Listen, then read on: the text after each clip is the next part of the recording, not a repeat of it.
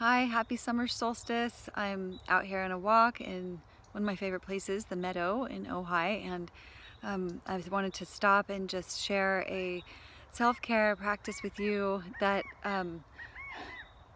there's a bird joining us of some sort, um, that I am really passionate about, so I'm going to do my best to keep it short and sweet. We'll see how it goes. But I am talking about connecting to a certain part of our bodies that is full of power, of creativity, of sensuality, of healing potential, of nurturance, and that's also been feared, violated, legislated, dismissed for centuries by our larger culture and the powers outside of us, and that we have been conditioned to also disconnect from. And so this is a self-care practice that is all about connecting to our womb.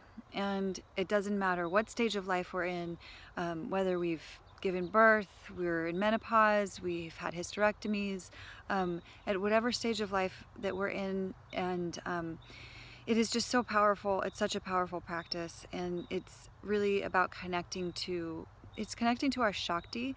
And I know that that word has sometimes people misinterpret it as kind of like a new age term, but it's deep, and it has a deep, long history and roots, and it's really about Shakti coming from Ayurveda is about our life force, our feminine life force, that is the creative life force, that is the reason that we are all here on this planet. It's the reason that the flowers bloom and the trees grow and the water flows, and that we have emerged from our mother's womb, which we all have. And if you're here watching this, you have once lived there.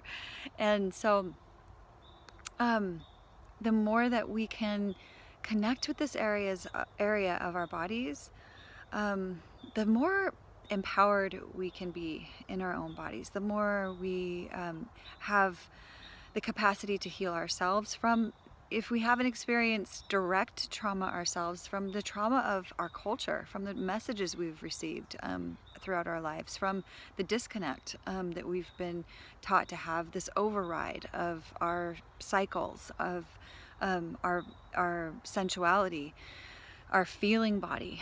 And I also, we are all seeing right now a little bit of a shift, or maybe it's a big one, happening with the larger culture, with, the more of a feminine force that's arising. And by feminine, I'm really actually talking about women in all of our manifestations, and I'm talking about the Shakti energy. And so the more that I feel we can usher that in through connecting to our own bodies, the more that we can support these larger shifts that are happening around us, and at the very least support our reconnecting to ourselves, to the innate intelligence of our bodies, of our womb, of the cycles that connects us to the cycles of the moon, that connects us to water, to the earth, to the elements. And just speaking for myself, at the young age of, I think I was 20, I had pelvic inflammatory disease. I didn't even know what that was before I had it. I didn't know why I had it. There was no, in my mind, no reason that I had it. I could have it. There was no STD.